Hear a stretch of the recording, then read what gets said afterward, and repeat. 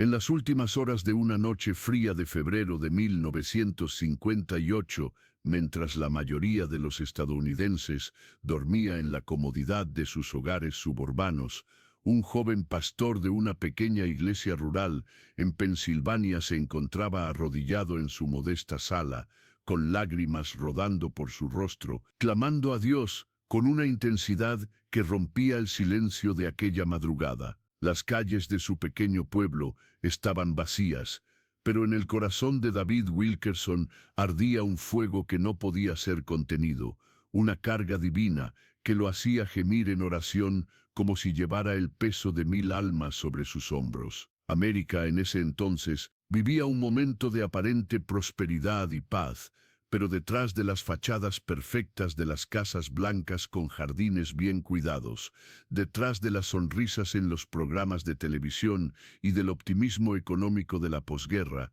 se escondía una oscuridad creciente que pocos percibían. Las iglesias estaban llenas de rituales vacíos, de predicaciones tibias que acariciaban los oídos pero no transformaban corazones, de cristianos satisfechos con su religiosidad dominical, mientras el mundo se hundía en tinieblas espirituales cada vez más profundas. En las calles de las grandes ciudades, especialmente en Nueva York, una generación entera de jóvenes comenzaba a perderse en pandillas violentas, drogas destructivas y una desesperanza que los empujaba hacia la muerte prematura. Pero Dios, en su soberanía infinita, estaba a punto de levantar a un hombre común, un predicador sin credenciales académicas impresionantes, sin conexiones con los grandes ministerios de la época, sin respaldo financiero ni reconocimiento humano, para sacudir los cimientos de una nación dormida y traer uno de los avivamientos más extraordinarios del siglo XX. David Wilkerson no era alguien que llamara la atención a primera vista. Pastor de una pequeña iglesia de las Asambleas de Dios en Phillipsburg, Pensilvania, con apenas 30 miembros en su congregación. Este hombre delgado y de rostro serio parecía destinado a vivir una vida pastoral ordinaria, predicando sermones los domingos, visitando enfermos entre semana y criando a sus hijos en la tranquilidad del campo. Sin embargo, había algo diferente en David, algo que lo distinguía de muchos ministros de su tiempo. Él había aprendido el secreto del lugar secreto, la disciplina olvidada de pasar horas en la presencia de Dios sin esperar nada a cambio, excepto más de Él. Cada madrugada, antes de que el sol pintara el horizonte con sus primeros rayos dorados, David descendía a un pequeño sótano en su casa que había convertido en su cuarto de oración, un lugar simple, sin lujos ni decoraciones elaboradas, solo él, su Biblia gastada y el Dios Todopoderoso. Allí, en ese lugar escondido de los ojos humanos, ocurrían encuentros que cambiarían el curso de su destino y el destino de miles de vidas que aún no conocía. No buscaba visiones ni experiencias místicas, no perseguía señales espectaculares ni manifestaciones sobrenaturales para impresionar a otros. Simplemente anhelaba conocer más íntimamente al que había llamado su nombre, al que había pagado el precio de sangre en una cruz romana para rescatarlo de las tinieblas. Fue en una de esas noches, mientras oraba con un quebrantamiento que nacía de lo más profundo de su espíritu, que algo comenzó a cambiar en la atmósfera de aquel pequeño sótano. David sintió una presencia tan tangible, tan real, tan abrumadora que cayó rostro en tierra, incapaz de sostenerse en pie ante la majestuosidad de la gloria que comenzaba a manifestarse en aquel lugar ordinario. No hubo rayos de luz visible que atravesaran las paredes, no hubo voces audibles que resonaran como truenos, pero algo mucho más profundo estaba ocurriendo en las dimensiones invisibles del Espíritu. El Espíritu Santo comenzó a cargar el corazón de David con una carga por las almas perdidas que era tan intensa, tan pesada, tan dolorosa que lo hacía sollozar con gemidos indescriptibles. En su mente comenzaron a aparecer imágenes de jóvenes destrozados, de adolescentes con rostros marcados por la violencia y la desesperación, de muchachos atrapados en pandillas callejeras que vivían y morían por un código de honor distorsionado en las junglas de concreto de las grandes ciudades. Vio rostros de niños con ojos vacíos, envenenados por drogas, apuñalados en callejones oscuros, muriendo sin esperanza y sin conocer el amor redentor de Jesucristo. Esas imágenes no eran producto de su imaginación ni fantasías religiosas. Eran revelaciones divinas, ventanas abiertas desde el cielo hacia realidades que Dios quería que él confrontara. Si esto está tocando tu corazón ahora mismo, no lo ignores. Escribe fuego en los comentarios y permite que Dios encienda esa llama en tu interior. David no entendía completamente lo que estaba experimentando, pero sabía con certeza absoluta que Dios le estaba hablando, que el Altísimo estaba interrumpiendo su vida cómoda y predecible para lanzarlo hacia un propósito que lo aterrorizaba y lo emocionaba al mismo tiempo. Durante semanas, aquellas visiones se intensificaron. Una noche, mientras hojeaba una revista Life, se encontró con la fotografía de 7 jóvenes pandilleros de Nueva York que estaban siendo juzgados por el brutal asesinato de un adolescente paralítico llamado Michael Farmer. Al mirar aquellos rostros endurecidos, aquellos ojos llenos de odio y desesperación, David sintió que el corazón se le desgarraba dentro del pecho. Lágrimas comenzaron a caer sobre las páginas de la revista, mientras el Espíritu Santo susurraba a su espíritu. Ve a ellos, cuéntales de mi amor. Era una orden imposible, irracional desde cualquier perspectiva humana. ¿Cómo podría un pastor rural de Pensilvania, sin recursos, sin contactos, sin ningún conocimiento sobre la vida urbana, simplemente presentarse en Nueva York y acercarse a pandillas peligrosas con un mensaje de amor? Cualquier persona razonable le hubiera aconsejado que ignorara esos pensamientos, que se concentrara en su iglesia, que dejara que otros con más experiencia y recursos se ocuparan de los problemas de las grandes ciudades. Pero David Wilkerson no estaba buscando la aprobación humana ni siguiendo la lógica terrenal. Estaba obedeciendo una voz celestial que resonaba con más fuerza que todas las razones para quedarse donde estaba seguro y cómodo. En marzo de 1958, David vendió su televisor, reunió el poco dinero que pudo conseguir, besó a su esposa Gwen con una mezcla de certeza y terror en los ojos, y condujo su viejo automóvil hacia la ciudad de Nueva York sin tener la menor idea de lo que haría cuando llegara allí. Mientras manejaba por las carreteras que lo llevaban hacia la metrópolis más grande y aterradora de América, oraba en voz alta, clamaba, lloraba, sentía que cada kilómetro lo acercaba a un destino glorioso o a un fracaso humillante. Cuando finalmente entró en las calles de la ciudad, quedó abrumado por el tamaño, el ruido, el caos, la dureza de aquel mundo de concreto y acero que contrastaba violentamente con los campos verdes y tranquilos de su pueblo. Se sintió pequeño, insignificante, fuera de lugar, como un pez fuera del agua. Pero dentro de su pecho ardía algo más fuerte que todos sus temores, la convicción absoluta de que Dios lo había enviado allí con un propósito divino que ninguna circunstancia humana podía frustrar. David intentó entrar al tribunal donde se juzgaba a los 7 pandilleros, creyendo ingenuamente que podría simplemente acercarse a ellos y hablarles del amor de Cristo. Fue detenido por la seguridad, ridiculizado por los periodistas, expulsado del edificio, mientras los fotógrafos capturaban su imagen en lo que parecía el momento más humillante de su vida. Las fotografías aparecieron en los periódicos de Nueva York al día siguiente, mostrando a un predicador rural siendo escoltado fuera del tribunal como si fuera un lunático. Para el ojo natural, aquello era un fracaso total, una vergüenza pública, la confirmación de que había cometido un terrible error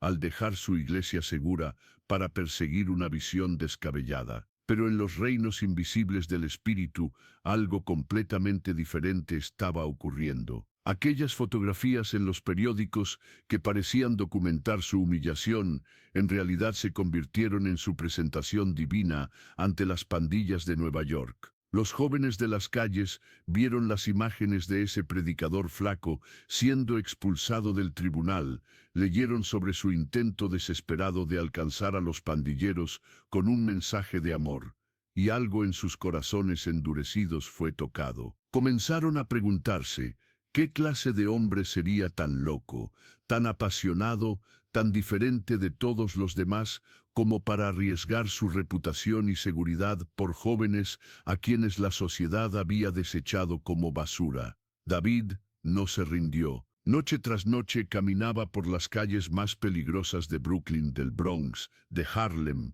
acercándose a pandillas armadas con navajas y cadenas, hablándoles del amor de Jesús, con una convicción que desarmaba su hostilidad. En circunstancias normales, un hombre como él hubiera sido golpeado, robado o peor. Pero había una protección sobrenatural sobre su vida, una atmósfera de gloria que lo rodeaba de tal manera que incluso los jóvenes más violentos sentían algo diferente en su presencia. No era carisma humano ni habilidad de comunicación lo que los detenía. Era la unción del Espíritu Santo que reposaba sobre David, con tal intensidad que hasta los corazones más endurecidos comenzaban a ablandarse cuando él hablaba. Si deseas ese mismo fuego, esa misma unción que hace que vidas sean transformadas, escribe, yo quiero, y comprométete ahora en oración. No dejes que este momento pase sin responder al llamado que Dios está haciendo a tu corazón.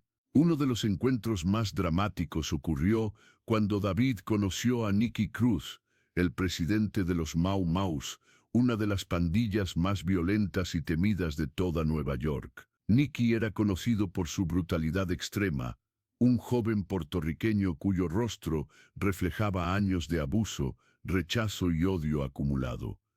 Había crecido en un hogar donde su propia madre practicaba brujería y lo había maldecido, diciéndole que era hijo del diablo. Esas palabras habían penetrado tan profundamente en su identidad que Nicky había abrazado esa oscuridad, convirtiéndose en un instrumento de violencia y destrucción. Cuando David se acercó a él por primera vez en las calles, Nicky lo amenazó con matarlo, escupiéndole palabras de odio y desprecio. Pero David, en lugar de retroceder con temor, miró directamente a los ojos de aquel joven endemoniado, y le dijo con una autoridad que no provenía de su propia fuerza, sino del espíritu que habitaba en él. Nicky, puedes matarme y cortarme en 1000 pedazos, pero cada pedazo seguirá diciéndote que Jesucristo te ama. Esas palabras, dichas con lágrimas en los ojos y un amor genuino que Nicky nunca había experimentado, atravesaron las murallas de odio que había construido alrededor de su corazón. Algo en el espíritu de ese joven violento comenzó a quebrarse. Por primera vez en su vida sintió que alguien realmente lo amaba, no por lo que podía ofrecer, sino a pesar de quién era. Durante semanas, David continuó buscando a Nicky y a otros miembros de las pandillas, invitándolos a reuniones donde predicaba el Evangelio con una pasión desbordante. No ofrecía soluciones fáciles ni promesas vacías de prosperidad inmediata. Predicaba sobre el poder transformador de la cruz, sobre un Dios que amaba a los rechazados, sobre un Cristo que había venido a buscar y salvar lo que se había perdido. La noche del 8 de julio de 1958 quedó marcada en la historia del avivamiento urbano, como uno de esos momentos donde el cielo tocó la tierra con poder indescriptible. David había alquilado el auditorio St. Nicholas Arena en Manhattan para realizar una cruzada dirigida específicamente a los pandilleros de Nueva York. Era un plan humanamente absurdo, reunir a jóvenes violentos de pandillas rivales en un mismo lugar, esperando que escucharan un mensaje del Evangelio en lugar de pelear entre sí. Muchos predijeron un desastre, imaginando que aquello terminaría en violencia masiva y derramamiento de sangre. Pero David había orado y ayunado por semanas, había llorado en el lugar secreto, hasta que la carga de Dios por aquellas almas se había convertido en su propia carga, había intercedido con gemidos que las palabras no podían expresar. Cuando llegó esa noche, el lugar estaba lleno de cientos de pandilleros, cada uno llevando sus colores, sus actitudes desafiantes, sus corazones blindados por años de dolor. La atmósfera era tensa, explosiva, peligrosa. Pero cuando David subió a la plataforma y comenzó a predicar, algo comenzó a cambiar en el ambiente espiritual de aquel lugar. Sus palabras no eran elocuentes según los estándares de la retórica humana, no usaba técnicas sofisticadas de oratoria ni trucos emocionales baratos. Simplemente declaraba la verdad del Evangelio con una unción que quebraba corazones endurecidos como un martillo que quiebra rocas. Hablaba del Cristo que colgó en una cruz entre dos ladrones, del Dios que amaba a los marginados y despreciados, del Salvador que ofrecía perdón completo y transformación radical a cualquiera que se arrepintiera y creyera. Mientras David predicaba, jóvenes que nunca habían derramado una lágrima en sus vidas comenzaron a sollozar incontrolablemente. Pandilleros rudos que se jactaban de su dureza cayeron de rodillas con las manos levantadas, clamando a Dios con una desesperación que nacía de lo más profundo de sus almas destrozadas. La presencia de Dios descendió sobre aquel auditorio con tal peso que era imposible permanecer indiferente. Nicky Cruz, sentado entre la multitud con toda su armadura de odio y rebeldía, sintió que algo dentro de él se desmoronaba. Las palabras de David resonaban en su interior como martillazos que quebraban las cadenas que lo habían mantenido cautivo toda su vida. Cuando David hizo el llamado al altar, Nicky se levantó de su asiento y caminó hacia el frente con lágrimas corriendo por su rostro, algo que jamás había mostrado ni ante sus propios padres. Esa noche, en medio de cientos de pandilleros que también respondían al llamado, Nicky Cruz entregó su vida a Jesucristo en un acto de rendición total que lo transformaría de un instrumento de violencia en uno de los evangelistas más poderosos del siglo XX. Docenas y docenas de jóvenes pasaron al frente aquella noche, llorando, confesando sus pecados, clamando por misericordia. Muchos de ellos traían armas escondidas en sus ropas, navajas que habían usado para herir a otros, cadenas que habían sido instrumentos de violencia. Mientras el Espíritu Santo se movía sobre aquella multitud, comenzaron a sacar voluntariamente esas armas y dejarlas en el altar como símbolos de una vida vieja que estaban abandonando para abrazar una nueva. Comparte esta historia con alguien que necesita saber que no importa cuán perdido esté, el poder de Dios puede transformarlo completamente. No guardes este mensaje solo para ti. Los testimonios de transformación que siguieron a aquella noche desafiaban toda lógica humana y toda explicación natural. Nicky Cruz, quien había sido uno de los criminales juveniles más violentos de Nueva York, se convirtió en un predicador ardiente que llevaría el Evangelio a millones de personas en todo el mundo. Israel Narváez, otro pandillero convertido aquella noche, se volvió un pastor que dedicó su vida a alcanzar a los perdidos en las calles. Decenas de otros jóvenes que parecían casos perdidos sin esperanza, fueron completamente transformados, liberados de adicciones que los profesionales médicos declaraban incurables, restaurados de vidas de violencia que los trabajadores sociales consideraban irreversibles. Pero esto era solo el comienzo. La visión de David Wilkerson se expandió más allá de lo que él mismo había imaginado inicialmente. En 1960, guiado por la misma voz del Espíritu que lo había llevado inicialmente a Nueva York, David fundó Teen Challenge, un ministerio revolucionario dedicado a alcanzar a jóvenes atrapados en adicciones a las drogas y al alcohol con el poder transformador del Evangelio. En una época donde la rehabilitación de adictos tenía tasas de éxito miserablemente bajas, Teen Challenge comenzó a mostrar resultados que dejaban perplejos a los expertos seculares. Jóvenes que habían sido desahuciados por los mejores programas de rehabilitación del país eran completamente liberados de las cadenas de la heroína, la cocaína y otras drogas devastadoras a través del poder del Espíritu Santo y el discipulado intensivo basado en la palabra de Dios. No era psicología humanista ni técnicas de modificación de conducta lo que los liberaba, era el encuentro genuino con el Cristo viviente que rompía las cadenas que ningún poder humano podía romper. Durante los años siguientes, David continuó siendo guiado por visiones y revelaciones proféticas que lo mantuvieron adelante de su tiempo. A principios de los años 70, mientras oraba en el lugar secreto, comenzó a recibir visiones perturbadoras sobre el futuro de América y específicamente sobre Nueva York. En esas experiencias proféticas, que él documentó cuidadosamente en su diario de oración y más tarde publicaría en el libro La Visión, David vio escenas de caos futuro, de colapsos económicos, de violencia urbana descontrolada, de fuegos que consumirían partes de la ciudad. Vio una sociedad que se alejaba cada vez más de Dios, que abrazaba la inmoralidad y rechazaba los fundamentos espirituales que habían sostenido a la nación.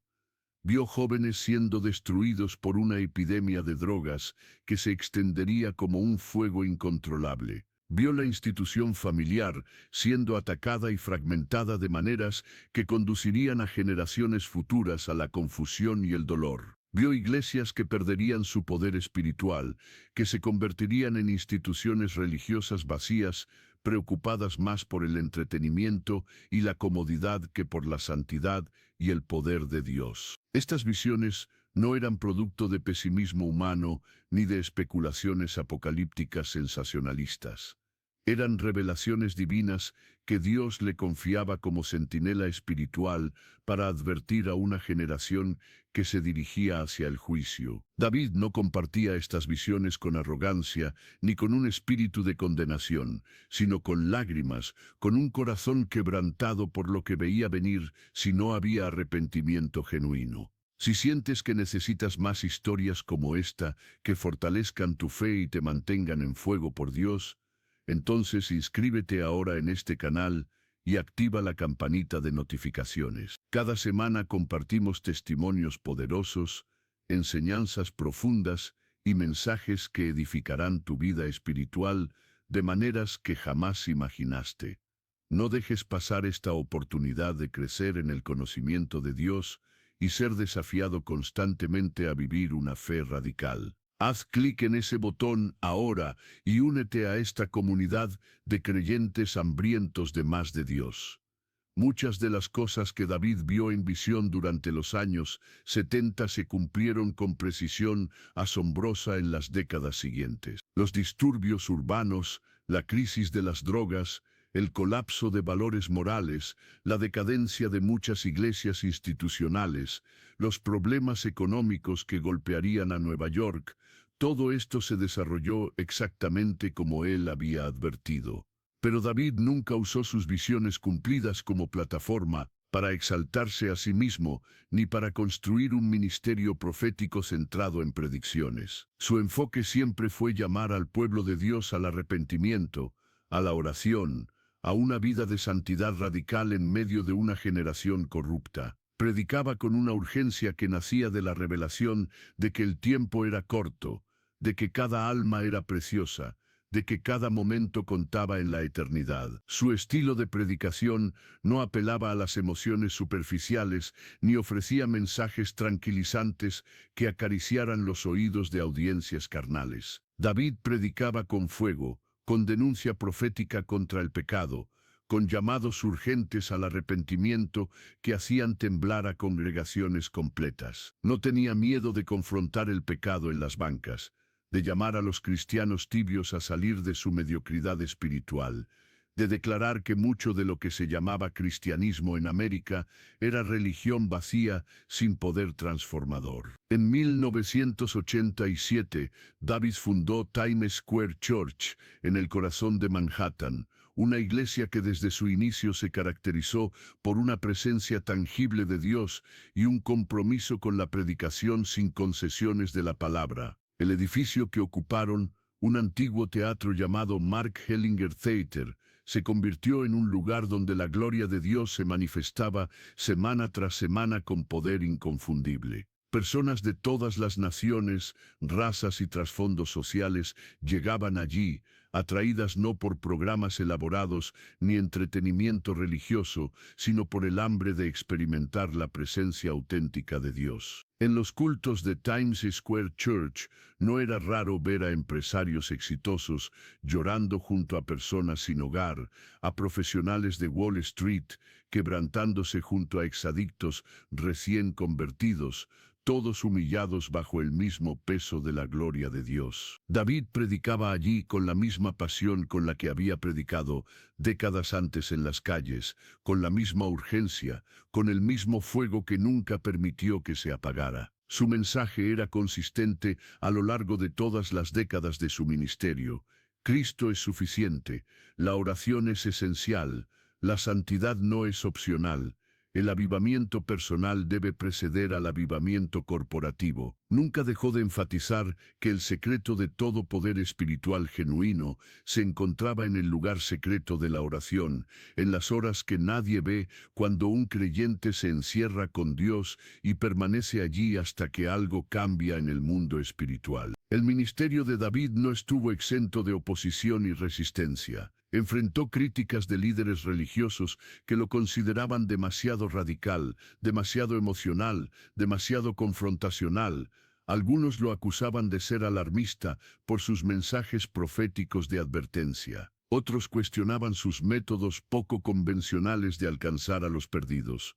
Iglesias denominacionales establecidas a menudo miraban con recelo este avivamiento que surgía fuera de sus estructuras controladas. Incluso dentro de círculos pentecostales, donde uno esperaría mayor apertura al mover del Espíritu, David a veces encontraba resistencia de aquellos que preferían la comodidad de lo predecible sobre la incomodidad de lo genuinamente sobrenatural. Pero David había aprendido desde el principio que la aprobación humana no era su objetivo, que su llamado no dependía del consenso de los líderes religiosos, que su unción venía directamente de Dios y no necesitaba ser validada por sistemas eclesiásticos. Enfrentó momentos de profundo desánimo, temporadas donde la lucha espiritual era tan intensa que sentía que no podría continuar. Hubo noches en las que lloró en su cuarto de oración, preguntándole a Dios por qué el camino tenía que ser tan difícil,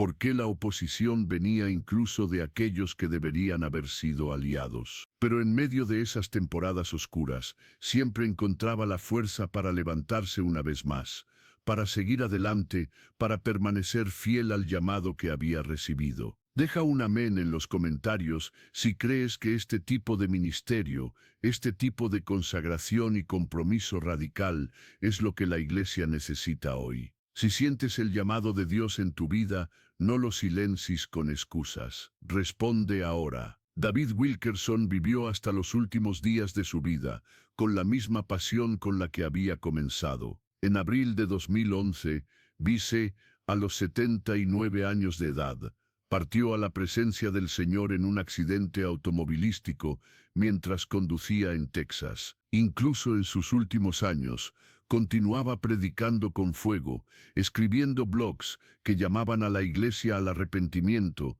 advirtiendo sobre los tiempos difíciles que se aproximaban, clamando por un avivamiento genuino que despertara a una generación dormida. Uno de sus últimos mensajes públicos, escrito apenas días antes de su muerte, hablaba sobre la urgencia de estar preparados espiritualmente para tiempos de prueba, sobre la necesidad de tener raíces profundas en Dios que pudieran sostenernos cuando las tormentas vinieran. Era como si el Espíritu Santo estuviera usando sus últimos alientos en la tierra para dejar un mensaje final de advertencia y exhortación. Su muerte dejó un vacío en el mundo del ministerio que muchos sienten hasta el día de hoy. Pero el legado que dejó es inconmensurable. Ten Challenge, el ministerio que fundó hace más de 6 décadas, continúa operando en más de 1000 centros alrededor del mundo, transformando decenas de miles de vidas cada año con la misma eficacia sobrenatural que caracterizó sus inicios. Dime Square Church continúa siendo un faro de luz en medio de la oscuridad de Manhattan, un lugar donde la presencia de Dios sigue manifestándose con poder. Nicky Cruz, ahora un hombre mayor, sigue predicando el Evangelio alrededor del mundo, siendo un testimonio viviente de lo que Dios puede hacer con una vida rendida. Miles de pastores, evangelistas, misioneros y obreros cristianos alrededor del mundo fueron inspirados, entrenados o directamente convertidos a través del ministerio de David Wilkerson. La pregunta que resuena desde la vida de David Wilkerson es esta: ¿estarás tú dispuesto a pagar el precio? ¿Estarás dispuesto a pasar horas en el lugar secreto cuando nadie te vea? ¿Estarás dispuesto a obedecer la voz de Dios incluso cuando parezca irracional e imposible? ¿Estarás dispuesto a enfrentar la oposición de estructuras religiosas establecidas que se sienten amenazadas por un mover genuino del Espíritu? ¿Estarás dispuesto a ser ridiculizado, malentendido, criticado por aquellos que prefieren la comodidad a la cruz? El mismo Dios que llamó a David Wilkerson desde un pequeño pueblo en Pensilvania para impactar a Nueva York y al mundo entero está llamándote a ti hoy. Puede que no te esté llamando a dejar tu ciudad y mudarte a Nueva York, pero definitivamente te está llamando a salir de tu cristianismo cómodo y predecible para entrar en una dimensión de fe y compromiso que asuste a tu naturaleza carnal. Te está llamando a orar no solo 5 minutos antes de dormir, sino a buscar su rostro con intensidad hasta que algo cambie en ti y a través de ti. Te está llamando a predicar su palabra con valentía en un tiempo donde la valentía es escasa y la complacencia abundante. Te está llamando a creer que Él puede hacer a través de tu vida cosas que parecen imposibles, que puede usar tu rendición para desatar avivamiento en tu familia, tu ciudad, tu nación. David Wilkerson nunca olvidó aquella noche de febrero de 1958, cuando Dios interrumpió su vida cómoda con una carga por almas perdidas. 53 años después, cuando cruzó al otro lado, pudo hacerlo con la conciencia tranquila de haber sido fiel al llamado, de haber corrido la carrera, de haber peleado la buena batalla. Miles de vidas transformadas, cientos de iglesias plantadas, millones de personas alcanzadas con el Evangelio. Ese fue el fruto de un hombre que simplemente dijo sí cuando Dios lo llamó y permaneció fiel hasta el final. Pero aquí está lo glorioso: el mismo poder que operó a través de David Wilkerson está disponible para ti hoy. El mismo Espíritu Santo que lo guió, que lo ungió, que lo sostuvo en los momentos más difíciles, vive dentro de cada creyente genuino. El mismo Dios que levantó a un pastor desconocido de un pequeño pueblo y lo usó para impactar a millones, puede tomar tu vida rendida y hacer cosas a través de ti que dejarán una marca eterna. No necesitas tener un trasfondo especial ni credenciales impresionantes. Lo único que necesitas es un corazón dispuesto a pagar el precio, rodillas dispuestas a doblarse en oración, y una voluntad quebrantada que esté completamente rendida a los propósitos de Dios.